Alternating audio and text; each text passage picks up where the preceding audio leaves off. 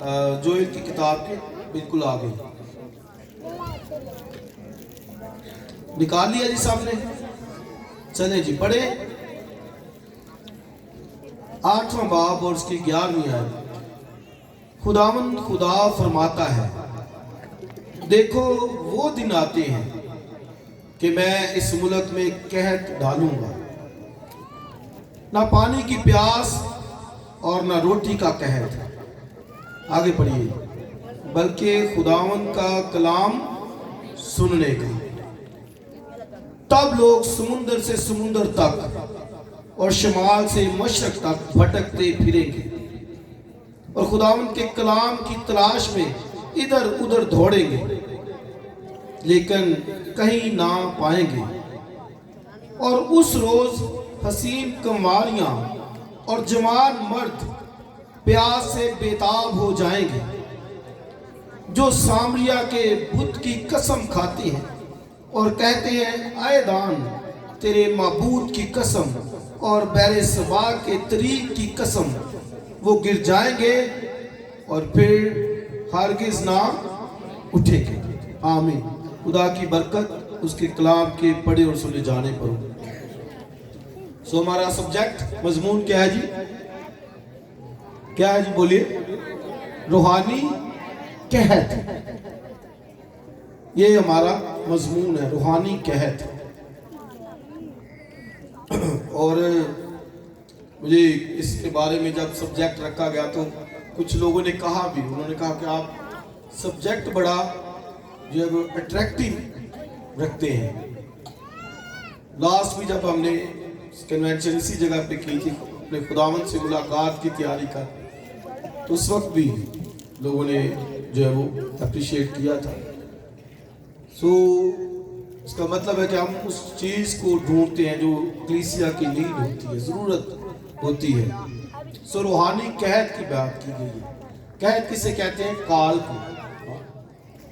कहत किसे कहते हैं?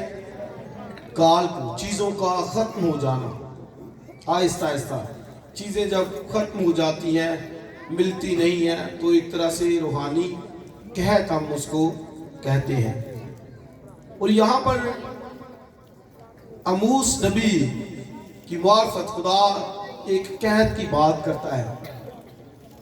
अमूस नबी का जो पीरियड है, ये यसाया नबी का हम असर नबी है। हम असर का मतलब होता है कि अगर यसाया नबी कहीं पर खिदमत कर रहा है तो किसी और जगह पर अमूस नबी ने खिदमत जो है वो की है। और 700 से 800 जो बीसी का इनका पीरियड है, दौरानिया है, जिसमें इन अंबिया ने जो है वो खिदमत को सर अंजाम दिया है। अमूस नबी जनूबी सल्तनत का बशिंदा था। ये जनूबी सल्तनत में रहता था, क्योंकि इजराइल की सल्तनत 2 हिस्सों में तकसीम हो गई थी। 10 कबीले एक तरफ, जिनको हम शुमाली सल्तनत कहते हैं, जिनको हम सामरिया भी कहते हैं, इफ्राइम भी कहते हैं, इजराइल भी कहते हैं। और 2 कबीले एक तरफ, जिनको हम जनूबी सल्तनत कहते हैं। सो ये जो अमूस नबी है, ये जनूबी सल्तनत का बशिंदा है, यहूदा की किंगडम का बशिंदा है।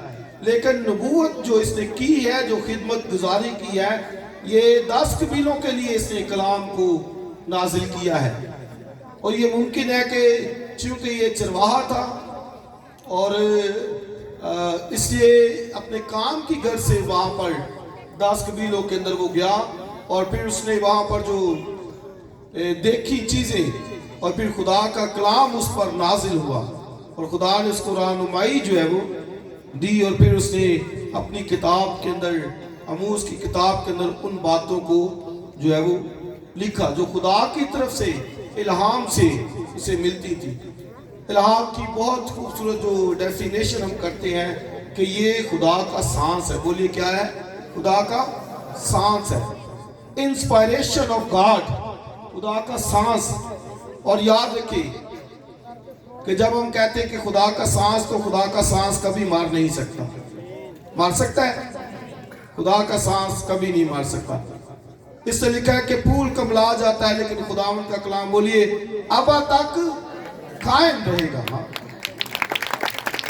تو یہ ہر ایک بات، ہر ایک صحیفہ جو خدا کے الہام سے ہے، لوگوں کو شاید سمجھ نہیں آتی، اس لیے وہ اس کی تحریف کی بات کرتے ہیں، لیکن یاد رکھیں کہ یہ خدا کا کلام ہے، یہ خدا کا سانس ہے جو کبھی جو ہے وہ ختم نہیں ہو سکتا، فنا نہیں ہو سکتا، اور یہ لا تبدیل ہے، لا فانی ہے، لا ثانی خدا کا کلام ہے۔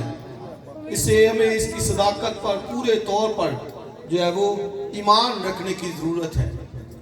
موسیٰ نبی وہاں پر جب گیا تو اس نے پھر یہ کتاب 10 قبیلوں کے وہ سامنے رکھتے ہوئے لکھی، لیکن یاد رکھیں کہ نہ صرف اس نے ان 10 قبیلوں کو، بلکہ اس دور میں جو دوسری اقوام تھی، جیسے مواب کا وہ ذکر کرتا ہے، مصر کا ذکر کرتا ہے، ادوم کا ذکر کرتا ہے، دمشق کا ذکر کرتا ہے جس کا مطلب اسور کے خلاف، اس نے پڑوسی قوموں کی عدالت کے بارے میں بھی کلام جو ہے وہ کلام بند فرمایا۔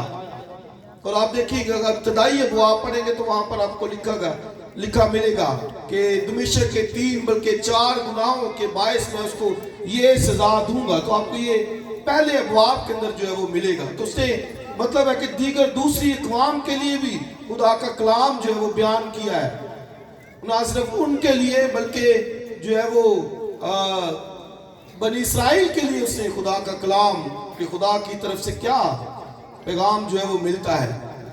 یہ کوئی شخص نبی نہیں تھا، اور وہ خود کہتا ہے کہ میں نہ نبی ہوں نہ نبی کا بیٹا ہوں، بلکہ وہ کہتا ہے کہ میں تو گولڑ کے جو پھل بٹورنے والا ہوں، یعنی یہ وہ کام وہ کرتا تھا، اور اسی قائم کے باعث شاید وہ وہاں پر 10 قبیلوں کے اندر جو ہے وہ گیا ہے، اور خدا نے اپنا کلام اس نبی کے اوپر جو ہے وہ نازل کیا ہے۔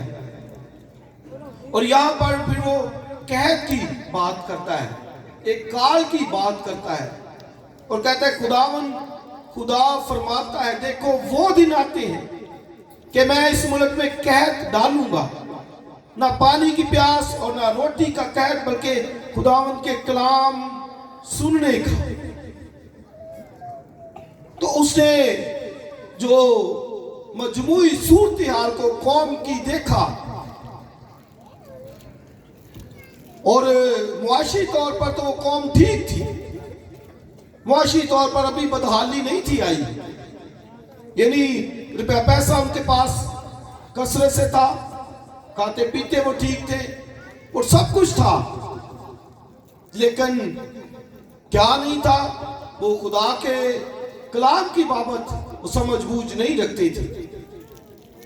اس لیے خدا کہتا ہے کہ اب میں ان دنوں کے بعد ایک اور قحط ڈالوں گا، اور قحط کیا ہوگا؟ خدا کے کلام کا قحط۔ قوم معاشی طور پر، سیاسی طور پر استحکام کے اندر تھی، لیکن یاد رکھیں کہ مذہبی طور پر وہ کام بگڑا ہوا تھا، بلکہ ان 10 قبیلوں کی حالت تو بالکل تنزلی کی طرف تھی۔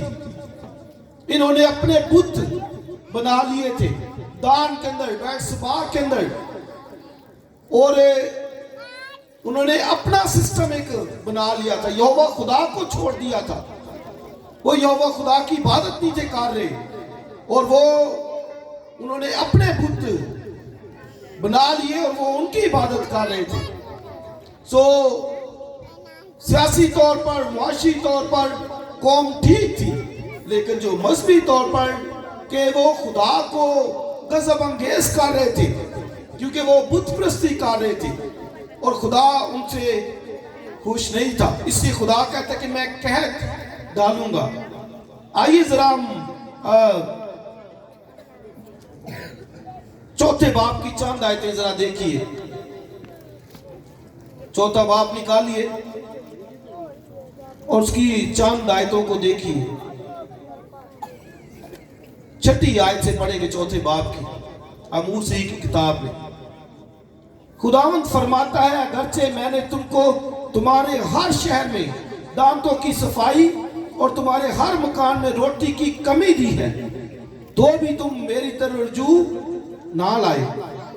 تو آپ دیکھیں خدا کہتا ہے کہ میں نے تمہارے ہر شہر میں، یعنی 10 قبیلوں کے اندر جتنے شہر تھے سب شہروں میں، چونکہ وہ خدا سے دور تھے، پھر خدا نے کیا کہا، اس نے دانتوں کی صفائی، کیا مطلب ہے، اکثر ہم جب گوشت کھاتے ہیں، بڑا گوشت کھاتے ہیں، چکن کھاتے ہیں، تو وہ دانتوں کے اندر پھنس جاتا ہے، تو دانتوں کی صفائی مراد ہے کہ اب ان کو کھانے کے لیے نہ چکن ملتا ہے اور نہ بڑا گوشت، یہاں تک نوبت جو ہے وہ آ چکی ہے۔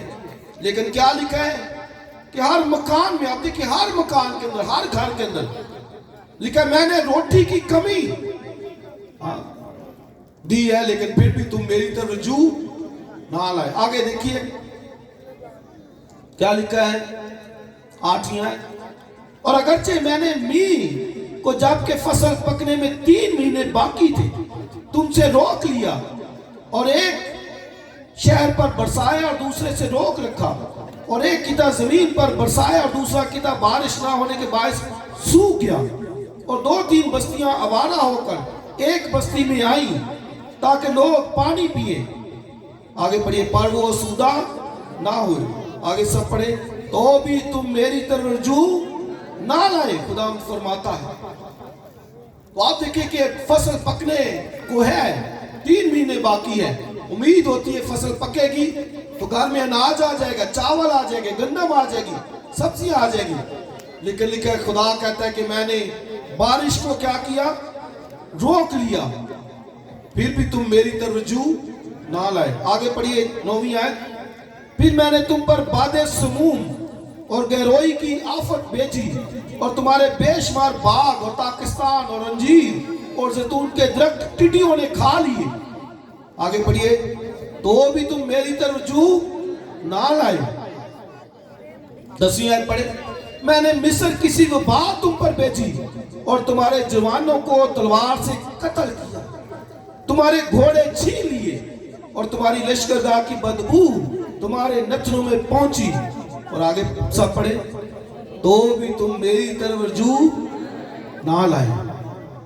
میں نے تم میں سے بعض کو الٹ دیا جیسے خدا نے سدوم اور عمورہ کو الٹ دیا ہے، اور تم اس لکڑی کی مانند ہوئے جو آگ سے نکالی جائے۔ اور آگے سب پڑھے، تو بھی تم میری طرف رجوع نہ لائے۔ تو وہ آپ دیکھیے کہ خدا کا پرپس کیا ہے، مقصد کیا ہے، سب بولیں گے کیا ہے، کہ وہ میری طرف رجوع ہے۔ سب سے بڑا خدا کا جو پرپس ہے، مقصد ہے کہ قوم میری طرف رجوع لے کے آئے، اور وہ کہتا ہے میں نے دانتوں کی صفائی کی تمہاری، ہر مکان میں روٹی کی کمی ڈالی، اور پھر باد سموم، گہروئی، یعنی یہ چیزیں فصلوں کو تباہ و برباد کر دیتی تھی۔ اور جوئل کی بک پڑھے، کتاب پڑھے تو وہاں پر آپ کو ملے گا کہ ایک ٹڈیوں کا دال آیا، اور جو کچھ اس سے بچا دوسرا ایک دال آیا، اور جو کچھ دوسرے سے بچا تیسرے نے چٹ کر لیا، اور جو کچھ تیسرے سے بچا چوتھے گول نے اس کو چٹ کر لیا۔ تو گویا گول پر گول خدا بھیج رہا ہے، ٹڈیوں کا گول ہے، اور وہ کس لیے ہے، بربادی کے لیے، تباہی کے لیے۔ خدا کہتا ہے میں نے ہر مکان کے اندر روٹی کی کمی دی ہے، لیکن تو بھی تم میری طرف رجوع۔ اور پھر لکھا کہ میں نے مصر کسی وبا، تو مصر کے اندر وبا جو بڑی آئی، وبا آئی، پہلے 10 آفات آئی، اور جس میں ٹڈیاں تھی، مینڈک تھے، جوئیں تھی، اور پانی ان کا خون بن گیا، اولے آئے، اس طرح 10 آفات، اور آخری بڑی آفت جو وبا سے لوگ مرے، ان کے جو ینگسٹر تھے، جوان پہلوٹے تھے، سب کے سب مارے گئے۔ تو اب بنی اسرائیل کو بھی خدا یہی کہتا ہے کہ میں نے مصر کسی وبا تم پر بھیجی ہے، لیکن آگے کیا لکھا، تو بھی تم میری طرف رجوع نہ لائے۔ آپ سنیے کہ خدا کا مقصد کیا ہے، کہ وہ رجوع لے کے آئے، وہ میری طرف آ جائیں، رخ کریں میری طرف، توبہ کریں، ریپینٹ کریں، بحال ہوں۔ کیوں خدا آفت پر آفت، آفت پر آفت بھیج رہا ہے، وہ میری طرف رجوع لائیں۔ اسے یاد رکھیں کہ جب گھر کے اندر کبھی ایسا ماحول ہو، جب آپ سمجھتی ہو کہ بیماری پر بیماری، دکھ پر دکھ ہے، مشکل پر مشکل ہے، تو یاد رکھیں کہ خدا آپ سے چاہتا ہے کہ آپ اس کی طرف رجوع لے کے آپ بحال ہو. یاد کر کے تو کہاں سے گرا ہے. اور ہم کیا کہتے ہیں؟ وہ نکلتے جاتے. خدا چاہتا ہے کہ بحال ہو، رجوع لے کے آئے، اور وہ رجوع نہیں لے کے آ رہے. اور یاد رکھے کہ خدا قوم جب گناہ کرتی تھی، بدکاری کرتی تھی، خدا سے دور ہوتی تھی، تو 4 خدا کے ہتھیار تھے جن سے خدا ان کے ساتھ پیش آتا تھا، جس میں کال ہے، دوسرا تلوار ہے، اور تیسرا وبا ہے، اور پھر جنگلی درندے. یہ 4 یوں سمجھے کہ خدا کے ویپن تھے کہ اگر کوئی ٹھیک نہیں ہوتا تو پھر خدا کال بھیجتا ہے، تلوار سے مارتا ہے، اور پھر جنگلی درندوں سے، یعنی مطلب غیر اقوام سے ان کو ذلیل اور رسوا کرتا ہے. جیسے بابل ان کو اسیر کر کے لے گیا، اور 10 قبیلوں کو تو اسور اسیر کر کے لے گیا، 722 کا نہیں. اور پھر تتر پتر اس وقت کے، اس کے بعد کبھی یہ اکٹھے نہیں ہو سکے. یہ 10 قبیلے، سوری 2 تو واپس آ گئے باہر، لیکن یہ 10 قبیلے اس کے بعد کبھی واپس نہیں آئے، بحال نہیں ہوئے. تو یہ یاد رکھی کہ خدا کے ہتھیار کال، وبا، تلوار، جنگلی درندے. اور خدا یرمیہ کی کتاب پڑھیے، اور وہاں پر خدا کہتا ہے کہ میں کال سے ماروں گا، وبا سے ماروں گا، جنگلی درندوں سے. اور درندوں سے بعد بابل کی حکومت کو کہا گیا ہے کہ خدا ان کو اس پر جو ہے وہ چڑھا لائے گا.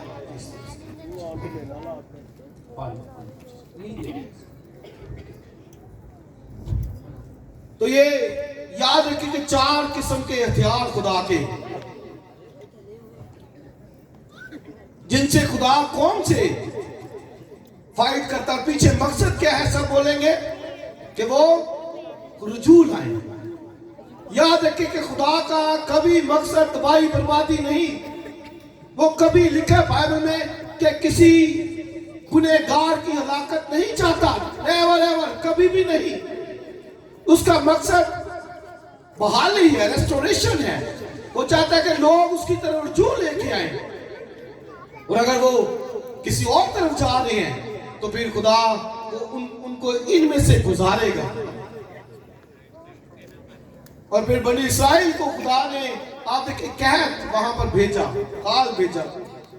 یرمیہ کے پیریڈ کے اندر اتنا سخت کال تھا. بائبل پڑھے نوح کی کتاب کے اندر آپ کو ملے گا، لکھا ہے کہ رحم دل عورتوں نے اپنے بچوں کو پکایا. کیوں؟ کیونکہ قحط سخت ہوتا جاتا تھا. شہر سارا ایسے گھیر لیا جاتا تھا، اور آہستہ آہستہ پھر اندر سے چیزیں ختم ہونا شروع ہو جاتی تھیں. اور جب آپ دیکھیں کہ سالوں تک قحط ہو تو اندر سب کچھ ختم ہو جاتا ہے، کھانے پینے کی چیزیں. اور اسرائیل کے ساتھ یہی ہوا. جب سب کچھ ختم ہو گیا تو بائبل میں لکھا کہ رحم دل عورتوں نے اپنے بچوں کو پکایا. اتنا اس قدر یہ پیک پر بات تھی. اور آپ بار 26 باب اگر آپ پڑھیں، اگر آپ گھر جا کے پڑھیں اس باب کو، تو میں آپ کو بتاتا ہوں کہ آپ کے رونگٹے کھڑے ہو جائیں گے اگر آپ پڑھیں اس باب. خدا کہتا ہے کہ اگر تم نہیں باز آؤ گے تو میں 7 گنا زیادہ سزا دوں گا. پھر بھی باز نہ ہوگے تو 14 گنا، پھر بھی باز نہ ہوگے تو 21 گنا. یعنی یہ سزا بڑھتی جائے گی. اور آخر میں کیا لکھا ہے؟ آخر میں لکھا اگر تم پھر بھی باز نہ آئے تو تم اپنے بچے تمہیں پکانے پڑیں گے، کھانے پڑیں گے. یعنی سب سے ٹاپ کے اوپر. تو خدا کا مقصد تو بحالی ہے، لیکن اب وہ سدھر نہیں رہے، وہ خدا سے دور اور طرح سے. تو یہاں پر بھی حالت کچھ ایسی ہی ہے. 10 قبیلوں کے اندر معاشی خوشحالی ہے، پیسہ ہے، ٹھیک حالات چل رہے ہیں، اور وہ کہتے ہیں سب کچھ ٹھیک ہے.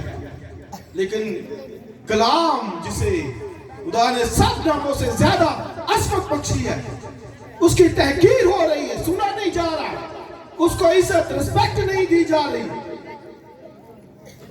اور پھر خدا کہتا ہے کہ اب میں کال ایک قحط بھیجوں گا. دوبارہ سے اس آیت کو پڑھے ذرا، 8ویں باب کی 11ویں آیت.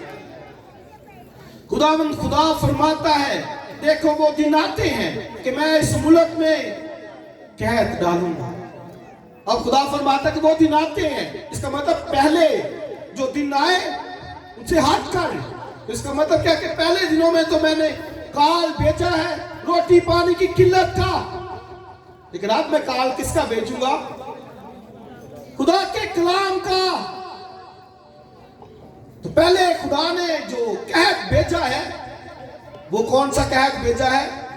روٹی پانی کی قلت کا، وہ قحط ہے. اب کیا ہے؟ خدا کہتا ہے خدا فرماتا ہے دیکھ وہ دن آتے ہیں کہ میں ایک قحط بھیجوں گا. اور وہ قحط کیا ہوگا؟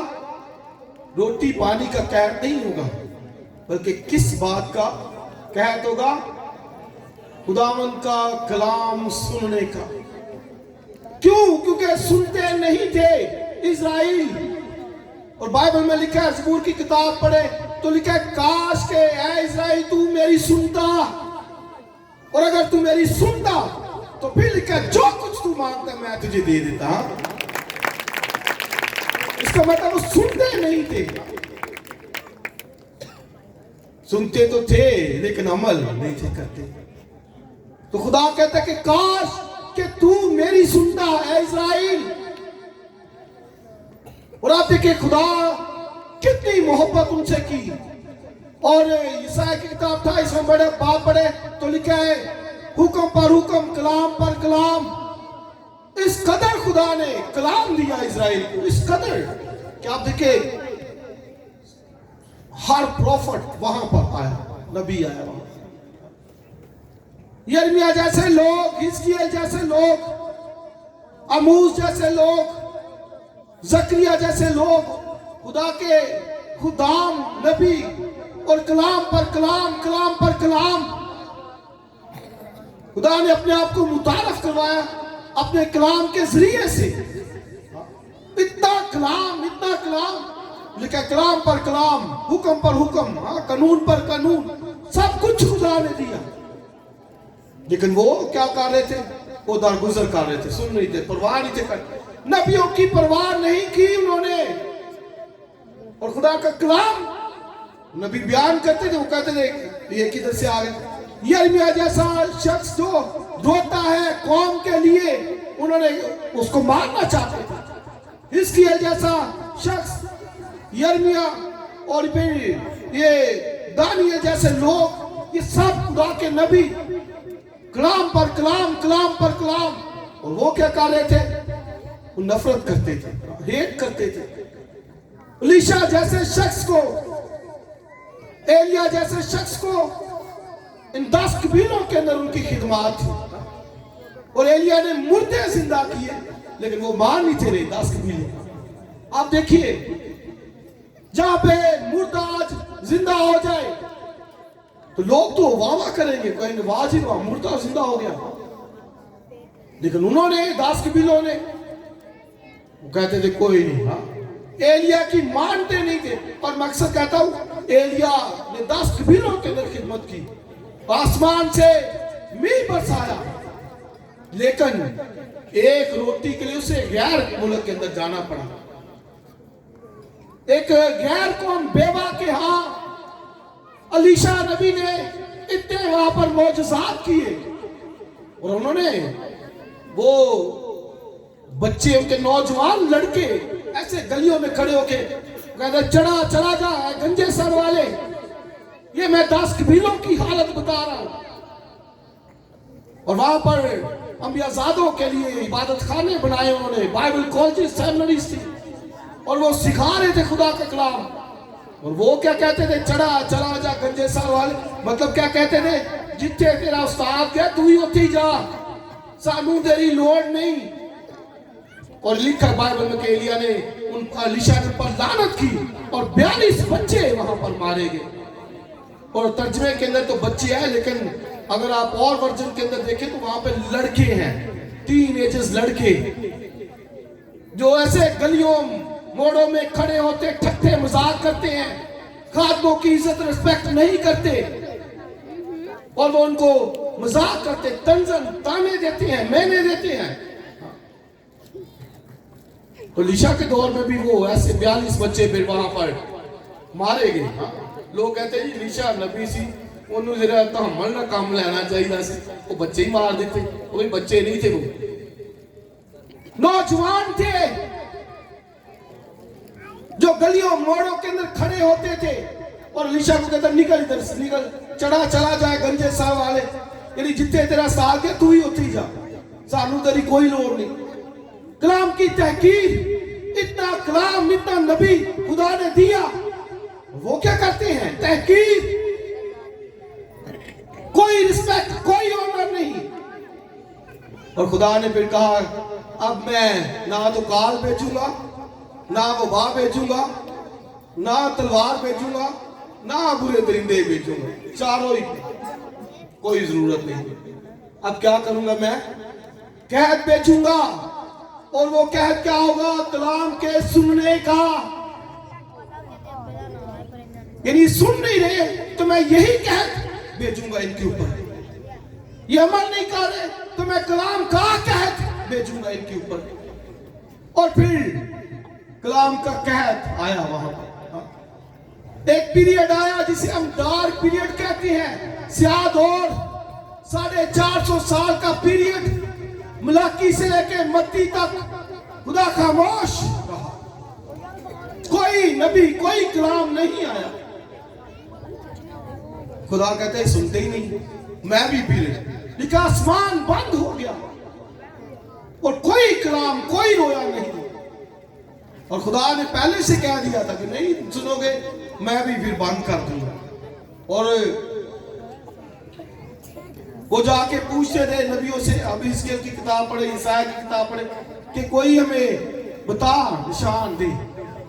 وہ کہتے تھے کوئی ہمارے پاس کوئی شریعت نہیں. وہ بائبل نے کہا کہ مصلحت قائم کے لب سے جاتی رہی. حالانکہ بائبل میں کہا مصلحت قائم کے لب پر محفوظ ہوتی ہے. ایک پریسٹ، ایک کاہن، خادم کلام سے مأمور ہوتا ہے، اس کے لبوں کے اوپر کلام ہوتا ہے. اور اب کیا ہے؟ لیکن مصلحت جاتی رہی، کلام جاتا رہا. وہ پشمین اوڑھتے ہیں، نبی چادر اوڑھتے ہیں کہ کلام آئے، لیکن کلام نہیں آ رہا. لوگ پوچھنے آتے ہیں کہ اس کا کیا مطلب ہے، یہ کیا ہوگا، لیکن وہ کہتے ہیں کہ ہمیں کچھ معلوم نہیں. وجہ کیا؟ کہ کلام سننے کا قحط، اور خدا نے بند کر دیا اپنا کلام. اور آپ دیکھیں کہ قحط جب آئے تو پھر کیا ویرانی ہوتی ہے. اور آپ نوح کی کتاب پڑھ لیں، کیا ویرانی. اسرائیل کے لکھا وہ جو مونگے سے زیادہ سرخ تھے، اتنا ان کا کلر فیئر تھا، چہرے کا خوبصورت نوجوان، ناز پروردہ، ناسوں سے پلے ہوئے. لیکن بائبل میں کہہ رہا گلیوں میں ایسے پھرتے ہیں پہچانے نہیں جاتے. ان کے رنگ سڑے ہوئے ہیں، کوئی فیئرنس نہیں ہے. کیوں؟ کیونکہ روٹی نہیں مل رہی، پانی نہیں مل رہا، اور وہ پہچانے نہیں جا رہے. تو یہ کال کا انجام ہوتا ہے. تو آپ دیکھیں کہ اگر خدا کے کلام کے سننے کا کال ہو تو پھر کیا انجام ہوگا. گھروں کی حالت دیکھیے، معاشرے کی حالت دیکھیے، کلیسیا کی حالت دیکھیے، ملکی سطح پر دیکھیے. اور اگر کوئی کلام نہیں سن رہا، اور لکھا ہے سننے کا قحط. کئی کہتے کلام اٹھایا لے جائے گا، اٹھا نہیں لیا جائے گا، کلام رہے گا. کلام تو اینڈ ٹائم پر بھی، جب مسیح نے آنا ہے وہاں پر بھی ہوگا، لیکن سننے کا قحط ہوگا. لوگ سننا پسند نہیں کریں گے، ان کو برا لگے گا. کلام مسیح جب منادی کرتا کہتے یہ تو کلام ناگوار ہے، اسے کون سن سکتا ہے. مسیح کی باتیں، پطرس کہتا ہے زندگی کی باتیں تیرے پاس ہیں، اور وہ کہتے ناگوار کلام، یہ ہمیں اچھا نہیں لگتا، ہمارے کھانوں کو بھلا نہیں لگتا. کہتے ناگوار کلام. پطرس کہتا ہے खुदावन सब तुझे छोड़ के चले गए। खुदावन ने कहा पतरस तू भी चला जाना चाहता है? कहता है नहीं खुदावन, जिंदगी की बातें तो तेरे पास है। उसको मालूम है जिंदगी की बातों का। और मसीह ने भी उस वक्त कहा तुम मुझे ढूंढोगे ना पाओगे, यानी जब जरूरत होगी कि उसको ढूंढा जाए, बुलाया जाए घर में, तो लिखा फिर ना पाओगे। इसलिए दुआ पर दुआ करते सुनी नहीं जाती, दरख्वास्त पर दरख्वास्त देते सुनी नहीं जाती, इस पादरी से करवाई दूसरे पादरी से तीसरी सुनी नहीं जाएगी। वजह यही है कि कलाम सुनने का कहत अब खाल है, कहत है, जिसका रिजल्ट हौलनाक होगा। हमारे घरों के अंदर भी वो कलाम को रिस्पेक्ट ऑनर नहीं दी जाती जो देनी चाहिए। खुदा के खादमों से पूछे जिनको कलाम की कदर थी। बुजुर्ग दाऊद एक जगह पे कहते हैं खुदा ने एक बार फरमाया और कहता है मैंने 2 बार सुना। ये है इज्जत खुदा के कलाम की। कहता है खुदा ने एक बार फरमाया और मैंने 2 बार सुना। ये है इज्जत कि कोई एक ही दफा कहने से सुनने से बास आ जाए। कहता है खुदा ने एक बार फरमाया है और मैंने 2 बार सुना है। उस बात को, उस कलाम को 2 टाइम 2 दफा सुना, रिस्पेक्ट ऑनर इतनी। कहता तेरा कलाम शायद के टप्पों से मीठा है, तेरा कलाम सोने चांदी के सिक्कों से महंगा है।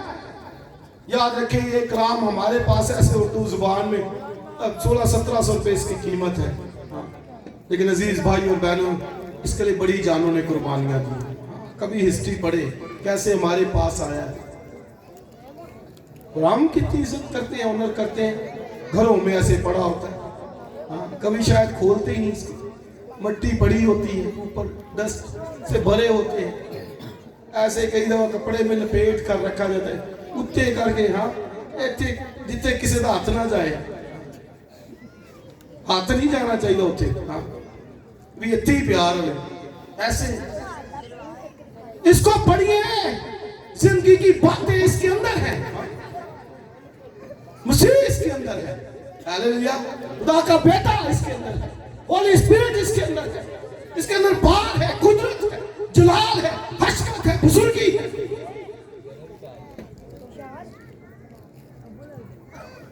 यिर्मयाह कहता है कि तेरा कलाम मुझे मिला, कहता है मैंने उसे नोश किया। हालेलुया। क्या किया? नोश क्या होता है? रोटी खाते हैं ना, ये होता है नोश करना, खाना नोश फरमाना। यिर्मयाह कहता है कि तेरा कलाम मुझे मिला और मैंने उसे नोश किया। और आगे सुनिए, वो कहता है तेरा कलाम मेरे लिए खुशी खुरमी था, खुशी, जॉय। इसे याद रखिए कि अगर आपको कलाम से खुशी नहीं मिल रही तो याद रखिए कि रूहानी कैद के अंदर आप हैं।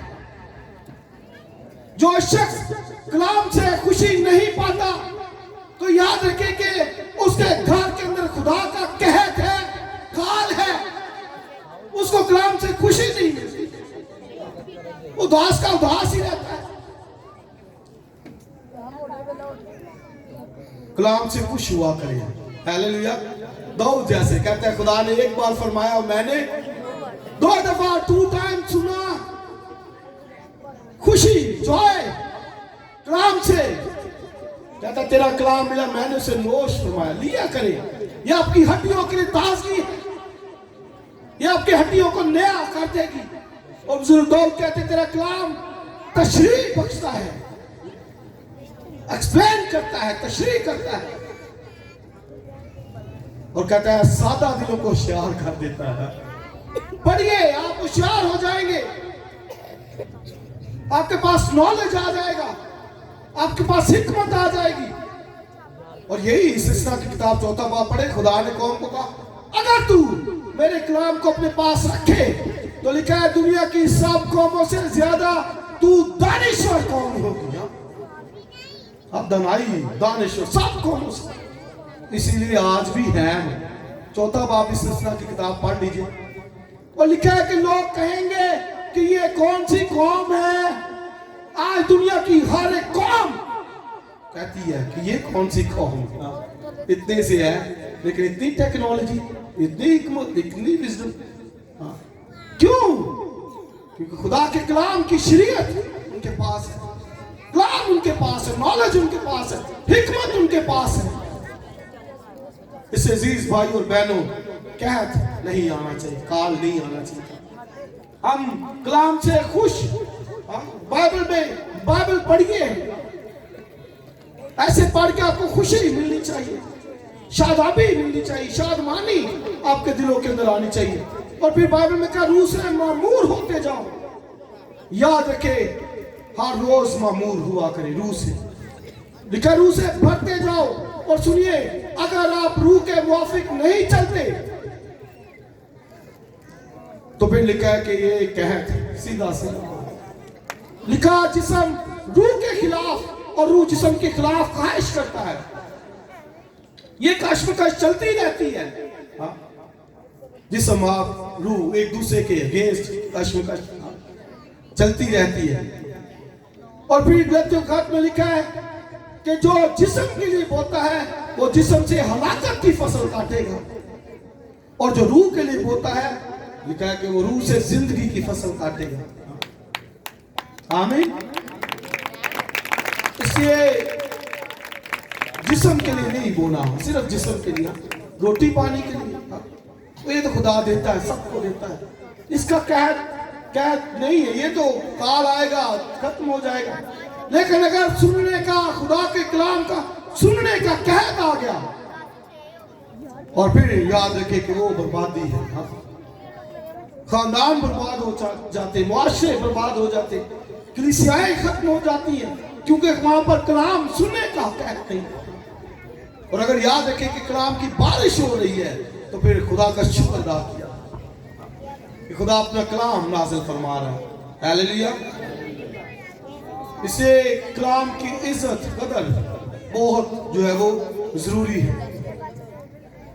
खुदा ने सैमुअल नबी को चुना, और सैमुअल आप सब जानते, पहला बादशाह, खुदा ने कहा ये पहला बादशाह, लेकिन उसने हुक्म अदूली की, खुदा को रद्द किया, छोड़ दिया खुदा को।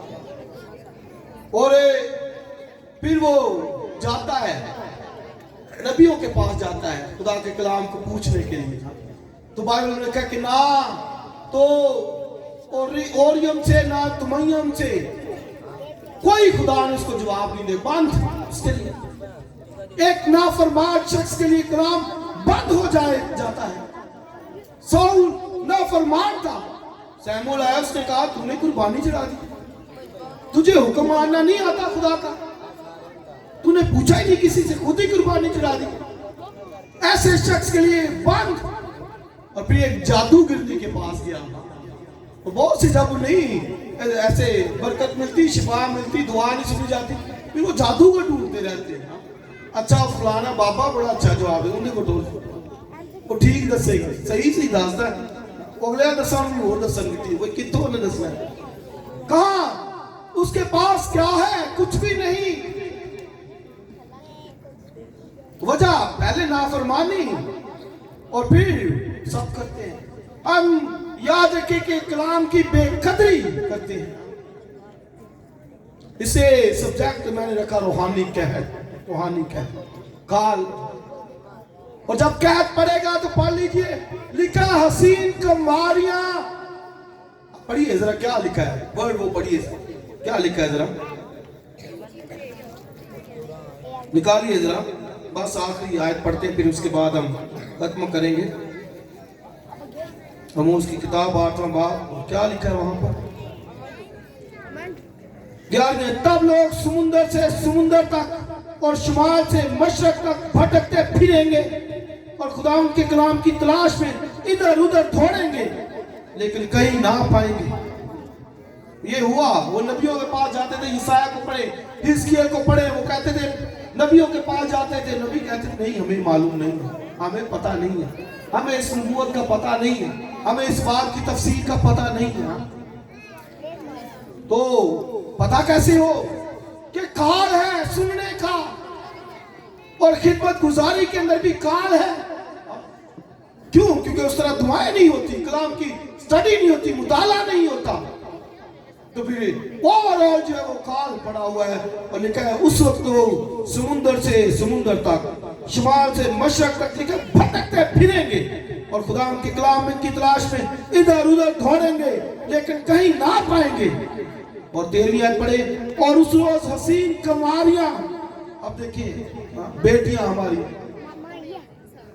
जो बेटियां हैं वो हसीन कमारियां, क्या लिखा है, और जवान मर्द प्यास से बेताब हो जाएंगे। उस वक्त अभी शायद नहीं वो देखते, वो समझते, लेकिन एक वक्त आएगा, लिखा समुंदर से समुंदर तक, और फिर वो ढूंढेंगे लेकिन लिखा नहीं पाएंगे। गुलाम की तलब करेंगे लेकिन नहीं पाएंगे, मिलेगा नहीं। मिलेगा क्या मतलब, क्या दुरुस्त तफसीर नहीं होगी, कलाम की दुरुस्त अंडरस्टैंडिंग नहीं होगी, समझ नहीं होगी। इसे पढ़िए, इसे समझिए, इसे सीखिए ना, रूहानी कहत से बचिए ना। और खुदा कहता है उस रोज रोटी पानी का कहत नहीं है। और आज खुदा का शुक्र है रोटी पानी का कहत हमारे घरों के अंदर नहीं है। सब खा रहे, सब पी रहे, बच्चे तालीम हासिल कर रहे, इसके लिए हमें खुदा की शुक्रगुजारी करनी चाहिए। खुदा तेरा शुक्र है इन बातों के लिए। लेकिन याद रखे कि रूहानी कहत है। खुदा का बेटा यीशु मसीह आया, पहाड़ पर चढ़कर उसने तालीम दी, सिखाया लोगों को, मुबारकबादियां पढ़िए, उसकी तालीमात को पढ़िए, सब उसने बातें उनको बताई। लेकिन उन्होंने एक वक्त आया फिर उसको रद्द किया। वो भी कहते थे नहीं चाहिए हमें, इसकी तालीम नहीं चाहिए, इसका कलाम नागवार, इसे कत्ल करे, मसलूब करेगा। ये रिजेक्शन है, रद्द करना है। तो याद रखिएगा अगर आप रद्द कर रहे हैं तो फिर कहत है, आपकी जिंदगी में कहत है, आपके घराने के अंदर कहत है। बुजुर्ग यूब कहता है कि मैंने तेरे कलाम को अपनी जरूरी खुराक से ज्यादा ज़खीरा किया।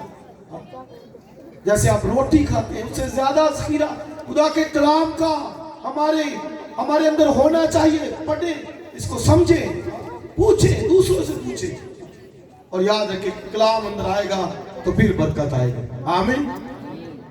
तेरा कलाम मुझे मिला, मैंने इसे नोश किया, लिखा वो मेरे दिल के लिए खुशी खुरमी का बायस है। तेरी बातें शहद से मीठी है, शहद के टपकों से मीठी है, इसलिए इस कहत से बचिए। खुदा के पास आइए, माफी मांगिए, बहाल हो जाइए। अगर कहत के अंदर है तो उसको कहे कि खुदा तू मुझे माफ कर, सॉरी, ये मैं रूहानी कहत के अंदर था, मेरा घराना रूहानी कहत के अंदर है, सॉरी लॉर्ड, उससे माफी मांगिए। यकीन वो फिर बहाल करने की कुदरत रखता है, वो फिर कलाम नाज़िल करता है। आमीन। कलाम की बारिश बरसाता है और फिर बरकतें नमूदार होती हैं। खुदा हमें तौफीक दे, फजल दे, ताकि हम रूहानी कहत से अपने आप को बचाएं, अपने घरानों को बचाएं, अपने बच्चों को बचाएं, रिश्तेदारों को बचाएं। कहीं वो रूहानी कहत के अंदर ना हो, बल्कि हमारे घरों के अंदर खुदा की बरकत है, शादाबी है, रौनकी है, खुशी है, शादमानी है, जॉय है। आमीन। तो खुदा हमें तौफीक दे ताकि हम जो है वो अपनी जिंदगियों में इस कहत को दूर कर सकें। God bless you.